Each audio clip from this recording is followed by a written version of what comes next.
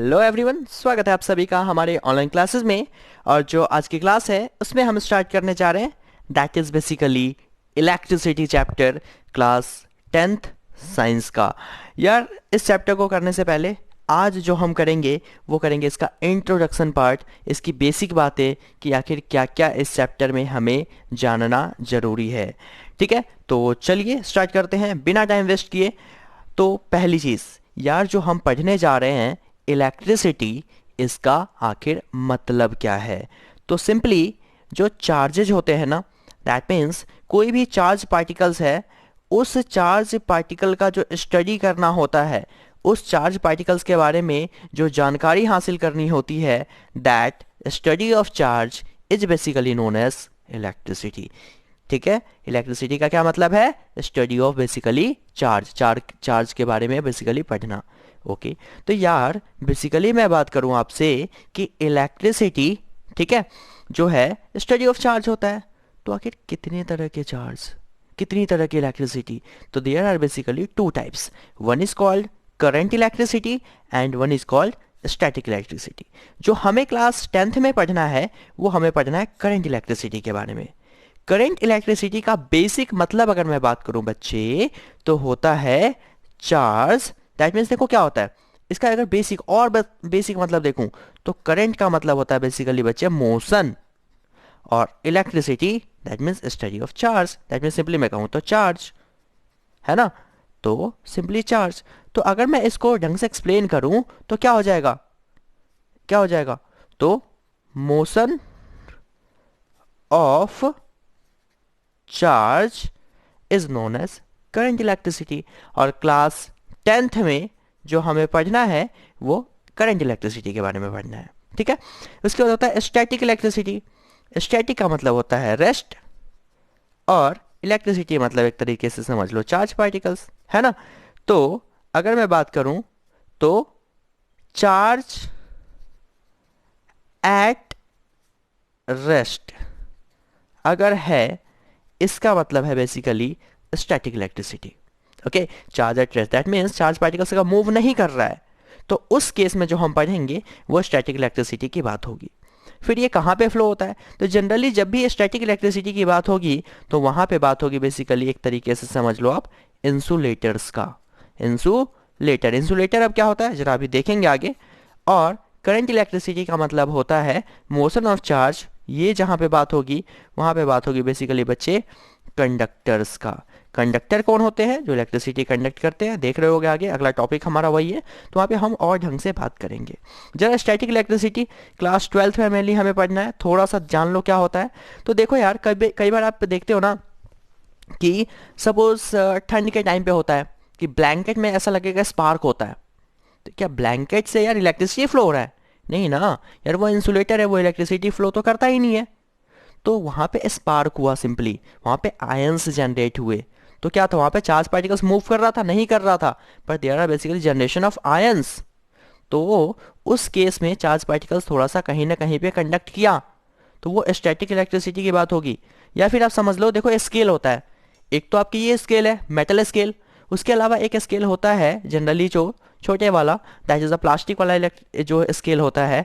उस plastic scale को basically आप क्या होता है कि आप हेयर्स पे अपने रब करोगे, तो रब करने के बाद आप करके देख लो, अभी रब करने के बाद हेयर्स पे कुछ पेपर के छोटे छोटे पार्टिकल्स कर लो, ठीक है, फाड़ दो पेपर्स को। उसके बाद उससे अगर आप रबिंग स्केल को उससे अगर टच करोगे तो पेपर उससे कंडक्ट हो जाएगा। दैट मीन्स पेपर उस स्केल से जाके चिपक जाता है।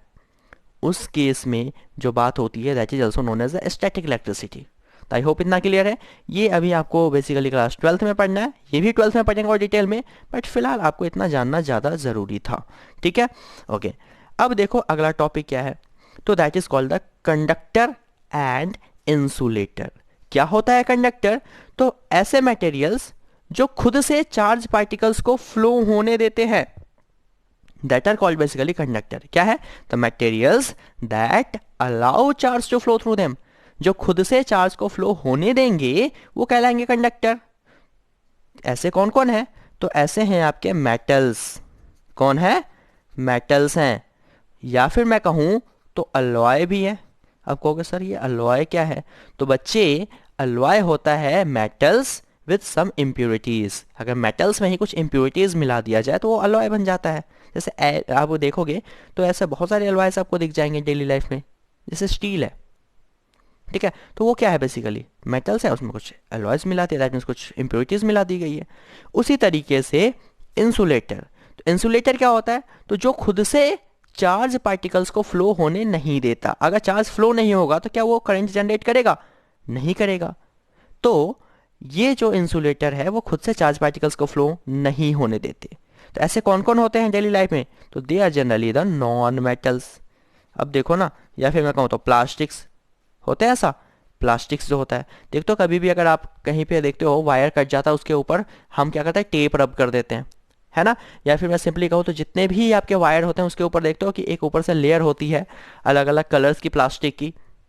तो दैट है बेसिकली क्यों होता है ऐसा, तो वहाँ से करंट फ्लो ना हो सके, दैट मीन चार्ज को फ्लो ना होने दे, क्योंकि जैसे ही चार्ज फ्लो होगा करंट जनरेट होगा, तो उसी से रोकने का काम करता है। तो इंसुलेटर ऐसे मटेरियल जो खुद से करंट को, दैट मीन्स खुद से चार्ज पार्टिकल्स को फ्लो नहीं होने देते, और कंडक्टर खुद से चार्ज पार्टिकल्स को फ्लो होने देता है। आई होप इतना आपको क्लियर है चीज़ें। अगर ये क्लियर है तो अपने अगले टॉपिक पे अब मूव करते हैं। अब देखो बच्चे, हमने बात किया कि जो कंडक्टर्स होते हैं बेसिकली इलेक्ट्रिसिटी कंडक्ट करते हैं, दैट मीन चार्ज को फ्लो होने देता है। क्वेश्चन ये है कि आखिर यार ये कंडक्टर ही क्यों इलेक्ट्रिसिटी फ्लो होने देता है, क्यों चार्ज पार्टिकल्स को फ्लो होने देता है? दैट मीन्स कोई भी कंडक्टर मेटल कहलाता है बेसिकली, अभी अभी आपने देखा। तो कोई भी मेटल अपने आप से चार्ज को या फिर मैं कहूँ तो इलेक्ट्रिसिटी को कंडक्ट करता है, इसके पीछे रीज़न क्या है? तो इसके पीछे एक सिंपल सा लॉजिक ये है, क्योंकि जितने मेटल्स होते हैं, ठीक है, उसके पास कुछ फ्री आयंस होता है उसके वैलेंस सेल में, उसके लास्ट ऑर्बिट में। वैलेंस का मतलब होता है बच्चे बेसिकली आउटर मोस्ट, सबसे बाहरी ऑर्बिट। अब ये केमिस्ट्री के वर्ड्स आ रहे हैं, आउटर मोस्ट ऑर्बिट। तो आउटर मोस्ट ऑर्बिट में उसके पास कुछ आयंस होते हैं फ्री, वो अपने आप को स्टेबल करने के लिए क्या करते हैं, तो बेसिकली मूव करते हैं, और जैसे ही वो मूव करेंगे तो दे स्टार्ट कंडक्टिंग इलेक्ट्रिसिटी। क्या होता है, जरा इसको और ढंग से एक्सप्लेन करते हैं। सपोज कोई भी कंडक्टर है, ठीक है, होता यह है कि देखो किसी भी कंडक्टर को आपने केमिस्ट्री में पढ़ा यार, कि देखो बीच में तो आपका न्यूक्लियस होता है, ठीक है ना, इसके आसपास ऑर्बिट होता है, ठीक है, इसके पास अलग अलग ऑर्बिट्स होते हैं। अब आपको पता है कि इस ऑर्बिट में स्टेबल होने के लिए इसको इलेक्ट्रॉन्स चाहिए, ठीक है। अब देखो क्या, 3 4 5 6 7 8, आपको पता है कि 8 इलेक्ट्रॉन्स अगर रहेंगे सेकेंड ऑर्बिट में तो स्टेबल है, ठीक है। इसी तरीके से थर्ड है, इसमें कम से कम 8 होने चाहिए, कम से कम 8। अब 8 की जगह सपोज मे बी 2 ही है, या मे बी चलो 1 ही इलेक्ट्रॉन्स था, ये भी नहीं है, तो उस केस में क्या ये स्टेबल होगा? नहीं होगा। दूसरी चीज़ आप ये भी जान लो कि जितने भी कंडक्टर्स होते हैं, जितने मेटल्स होते हैं, उसके साइज जो हैं, वो एटम जो होता है, जो इस एटम का साइज लार्जर होता है, larger size of atom as compare to the non conductor, या फिर मैं कहूं तो इंसुलेटर। जितने इंसुलेटर होते हैं उसका जो साइज होता है स्मॉलर साइज, किसके?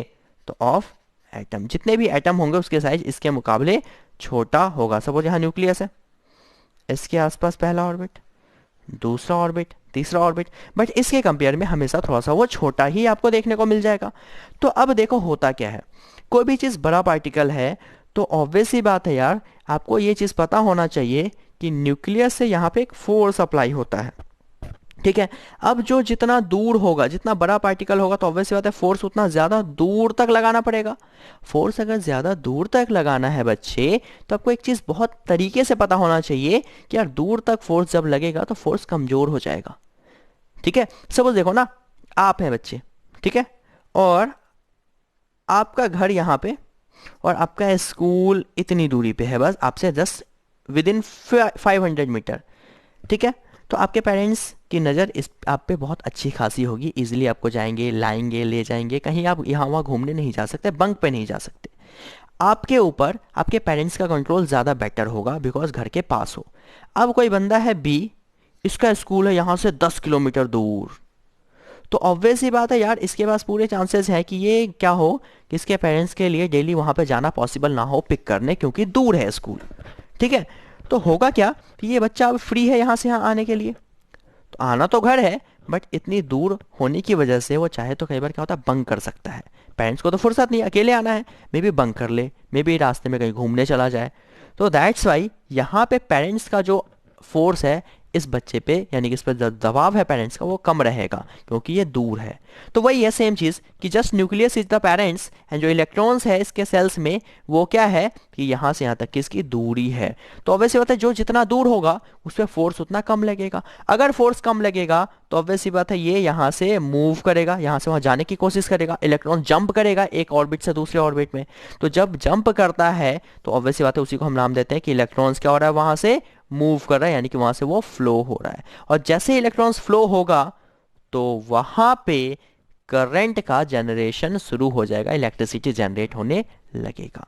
नॉन कंडक्टर के केस में ऐसा नहीं होता, स्मॉलर साइज होता है सारे के सारे। जब स्मॉल साइज है तो ऑब्वियस ही बात है फोर्स ऑफ अट्रैक्शन वहां पे ज्यादा रहेगा, है ना। तो ज्यादा रहने की वजह से बच्चे वो इजिली वहां से वहां मूव नहीं कर पाता है। और इसी वजह से अगर आप देखोगे जब मूव वो नहीं कर पाता तो इलेक्ट्रिसिटी को कंडक्ट भी नहीं करता।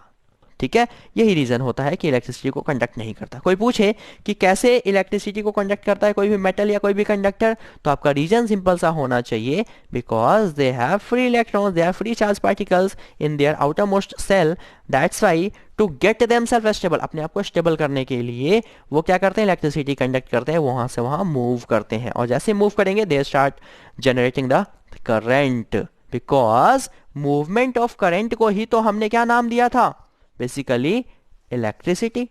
जैसे ही चार्ज अगर मोशन में आता है दे स्टार्ट द करंट, है ना।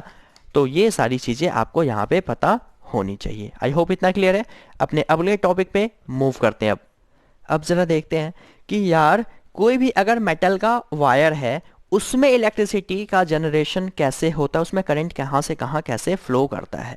तो आपको एक सिंपल लॉजिक पता होना चाहिए कि यार कोई भी मेटल वायर है अगर उसे कोई भी सेल या कोई भी बैटरी कनेक्ट नहीं किया गया है तो करंट कैसे फ्लो होगा, तब इलेक्ट्रिसिटी कैसे जनरेट होगा। तो बच्चे कोई भी अगर मेटल का वायर है, मेटल वायर जहाँ से इलेक्ट्रिसिटी कंडक्ट होगा, तो कोई भी मेटल वायर है अगर उससे सेल को हमने कनेक्ट नहीं किया तो क्या होगा। तो यार मेटल है तो ऑब्वियस बात है उसमें इलेक्ट्रॉन्स होंगे।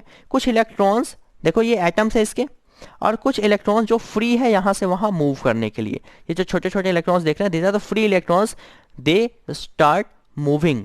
कब मूव करेगा बेसिकली, जब वहां से सेल कनेक्ट होगा। तो अभी तक सेल कनेक्ट नहीं है तो सिंपली फ्री इलेक्ट्रॉन्स है, और यहाँ पे एटम से अपनी जगह पे मूव करना चाहते हैं, बट कहाँ मूव करें, तो with in the basically wire या विद इन दैट मेटल, वो अंदर ही अंदर मूव कर रहे हो। तो इसी मेटल में यहाँ से यहाँ ये घूम रहे होंगे आपस में, बट ये बाहर नहीं निकल सकता। जब बाहर नहीं निकलेगा तो इलेक्ट्रिसिटी कंडक्ट होगा नहीं होगा। तो जब सेल है ही नहीं तो ये वहां से इसको बाहर जाने का रास्ता नहीं मिल पाता। बट अगर इसी में आपने अब कर दिया सेल को कनेक्ट, तो जैसे ये सेल कनेक्ट हुआ तो एक टर्मिनल सेल का पॉजिटिव, एक होता है नेगेटिव। ठीक है, तो सेल कनेक्ट होने की वजह से इलेक्ट्रॉन्स फ्लो होगा। कहां से कहां फ्लो होगा, तो from negative end to basically positive end. Charge particles हमेशा नेगेटिव से पॉजिटिव की तरह फ्लो होता है। हम बात करें चार्ज पार्टिकल्स की, ना कि करंट की। ठीक है, चार्ज पार्टिकल्स की। कहां से, ये फ्री इलेक्ट्रॉन्स मूव करना शुरू करेंगे नेगेटिव से पॉजिटिव की तरह। अब इसको एक रास्ता मिल गया यहां से यहां फ्लो करने का, समझ आया। यहां से इसको रास्ता मिल जाएगा कि वो फ्लो करेगा। जब सेल कनेक्ट होगा तो इस वायर के थ्रू यहां से चार्ज पार्टिकल्स फ्लो करना शुरू कर देगा। आई होप यहां तक आपको क्लियर है। लेकिन अब आप कहेंगे सर आपने गलत बता दिया, हमने तो ये देखा है कि पॉजिटिव से नेगेटिव की तरफ फ्लो होता है। तो इसके पीछे का भी रीजन बताने जा रहा हूं, जरा रुको, सब्र करो, स्टार्ट करते हैं उसको भी। तो जिस चीज की आपको इंतजार था कि यार करंट तो हमने देखा कहीं और से कहीं फ्लो होता है, कैसे, तो उसकी भी बात करते हैं। जो हमने वैसे बात करा, तो हमने बात करा वहां पे अभी पिछले टॉपिक में कि अबाउट चार्ज पार्टिकल्स नेगेटिव से पॉजिटिव फ्लो होता है। और ये बिल्कुल सही चीज है कि इलेक्ट्रॉन्स हमेशा नेगेटिव से पॉजिटिव ही फ्लो होता है। बट आप कहेंगे सर हमारे टीचर्स ने बताया पॉजिटिव से नेगेटिव।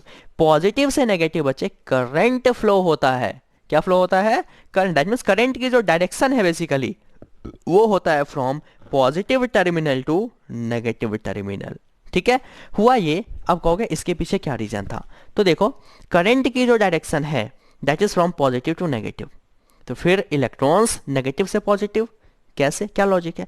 तो देखो, करंट का जनरेशन पहले हुआ था, इसकी डिस्कवरी बहुत पहले हो गई थी, आज से लगभग 600 बीसी के करीब ही इसका डिस्कवरी हो गया था, बहुत पहले मतलब। और इसका डिस्कवरी लेटेस्ट में हुआ, इसके बहुत बाद हुआ। तो उस टाइम पे ये लॉजिक लगाया गया कि हमेशा कोई भी चीज़ है ना, जहाँ ज़्यादा हो वहाँ से कम की तरफ फैलता है। अब देखो, कोई बंदा है कि किसी से कौन लेगा, जिसके पास कम होगा, और कौन देगा, जिसके पास ज़्यादा होगा। चलो ये भी अगर आपको लग रहा है तो ऑब्वियस ही बात है, कोई बहुत ज़्यादा हॉट ऑब्जेक्ट है, बहुत ज़्यादा गर्म है, और कोई कूल है, या फिर मैं कहूँ तो कोल्ड है। अब हीट कहाँ से कहाँ ट्रांसफर होगा? तो ऑब्वियस सी बात है, जो ज़्यादा गर्म है वहाँ से कम की तरफ, या मैं कहूँ कि नहीं ये इसको हीट देगा, इट पॉसिबल नहीं ना। इसी तरीके से सपोज देखो, टैंक है, ठीक है, टैंक है, that is basically water tank, और नीचे यहाँ पे देखो क्या है, यहाँ से खुला हुआ ये, अगर खुला हुआ है और नीचे वाटर टैप है, या फिर मैं सिंपली कहूँ एक छोटा सा ग्लास है। अब पानी कहाँ से कहाँ फ्लो होगा? इस टैंक से ग्लास में, या फिर इस ग्लास से टैंक में? तो आप सिंपल कहेंगे सर टैंक से ग्लास में। क्यों? क्योंकि ये इसमें ज़्यादा है, या फिर ये ज़्यादा ऊपर है। दैट मीन्स जिसमें हाई अमाउंट में चीज़ें होती है वहाँ से हमेशा वो हाई से लो की तरफ फ्लो होता है। तो इसी लॉजिक को देखते हुए उस टाइम के जो साइंटिस्ट थे उन्होंने बोल दिया कि जो चार्ज पार्टिकल्स है वो पॉजिटिव से नेगेटिव जाएंगे। करंट का जनरेशन पॉजिटिव को हम हमेशा मानते हैं ना, हाई होता है, ज़्यादा होता है, तो that is flow from positive to negative. But इसी चीज़ को बाद में देखा यह गया कि जो रियल फैक्ट है कि नहीं यार, इलेक्ट्रॉन्स तो नेगेटिव से पॉजिटिव की तरफ फ्लो होता है। बट हम किस चीज़ को मानते हैं कि current is always flow from the positive to negative, तो इसी को हमने चलने दिया। बट इलेक्ट्रॉन्स हमेशा याद रखो, इलेक्ट्रॉन्स नेगेटिव से पॉजिटिव की तरफ। जब बात होगी करंट, तो current always from the positive to negative. कोई पूछे तो हमेशा इलेक्ट्रॉन के अपोजिट डायरेक्शन में करंट का फ्लो होता है। जिधर मोशन होगा इलेक्ट्रॉन्स का, उसके अपोजिट में करंट फ्लो होगा। कहाँ से कहाँ? तो always from the high potential to the low potential. ये आप याद रखें। आई होप क्लियर है आपको। तो इतना अब तक हमने किया जो बेसिक बातें इस चैप्टर को स्टार्ट करने से पहले आपको जानना था। अब ज़रा हम ये बात करेंगे कि यार ये इस चैप्टर में बेसिकली हमें कौन कौन से टॉपिक रीड आउट करने हैं। तो ज़रा याद रखें आप कुछ चीज़ें। बेसिकली जो इस टॉपिक में, इस चैप्टर में आपको जो टॉपिक्स पढ़ने हैं उसमें से जो सबसे पहला टॉपिक है that is basically electric charge. देखेंगे अगली वीडियो में जहाँ पे हम इलेक्ट्रिक चार्ज के बारे में देखेंगे। अगला टॉपिक है electric current, then potential difference, resistance and resistivity, इसके बाद हीट, उसके बाद इलेक्ट्रिक पावर। इलेक्ट्रिक चार्ज का सिंबल होता है Q, इलेक्ट्रिक करंट को हम डिनोट करते हैं सिंबल I से, पोटेंशियल डिफरेंस को V से, रेजिस्टेंस को R से, रेजिस्टिविटी को रो, इसको क्या बोलते हैं? रो, RAW, इसका नाम है रो। हीट जनरेटेड को H, heat generated by basically current. देखते हो ना, ज़्यादा देर फोन चला ले तो गर्म हो जाता है, दैट मीन्स हीट निकलता है। तो करंट अगर फ्लो हो रहा है, करंट अगर जनरेट हो रहा है तो हीट भी होगा वहाँ से। उसके बाद electric power that is basically P। तो इसके सिंबल्स हैं, इस चीज़ से इसको डिनोट करते हैं। तो ये बातें आप याद रखना जरा, ठीक है। तो अभी जो हमने देखा आज की क्लास में, वो हमने देखा यार कि इसकी बेसिक बातें, जो बेसिक चीज़ें आपको इस चैप्टर स्टार्ट करने से पहले पता होना चाहिए था, ठीक है। अब जो अगली क्लास होगी उसमें हम देखेंगे बच्चे अपनी अगले वीडियो में बेसिकली कि यार इलेक्ट्रिक चार्ज होता क्या है, कैसे ये फ्लो होता है, इलेक्ट्रिक करंट क्या होता है, पोटेंशियल डिफरेंस क्या होता है। इस तरीके से हर एक टॉपिक को अब हम ढंग से एक्सप्लेन करेंगे। अभी जो किया वो बेसिक चीज़ें थी, बेसिक नॉलेज थी जो आपको इस चैप्टर से पहले पता होना चाहिए। जब आप चैप्टर को एंजॉय करके पढ़ेंगे ना, बहुत मजा आएगा। लेकिन अगर आप बोर फील करने लगे, चीज़ों को टफ बनाएंगे, तो ये टफ होता चला जाएगा, ठीक है। तो यार आज हम इतना ही रखेंगे, और अगर आपको कोई परेशानी हो रहा है तो आप मुझसे इस नंबर पर कांटेक्ट कर सकते हो। और अगर वीडियो अच्छी लगी तो यार कमेंट करके ज़रूर बताओ कि how was that, how was explaining me Abhineet sir with science and maths. दोनों ही मैं ही कराऊंगा। आप चाहो तो मुझसे लाइव क्लास की भी डेमो लेकर देख सकते हो। लाइव भी मैं बताता हूँ आपको। आपके डाउट्स क्लियर करने हैं, लाइव आ जाओ मुझसे, इस नंबर पे व्हाट्सएप कर दो, ठीक है। तो मिलते हैं अपनी अगली वीडियो में, तब तक के लिए बाय बाय, जय Hind. Thank you so much for watching this. Like, subscribe and comment ज़रूर करें।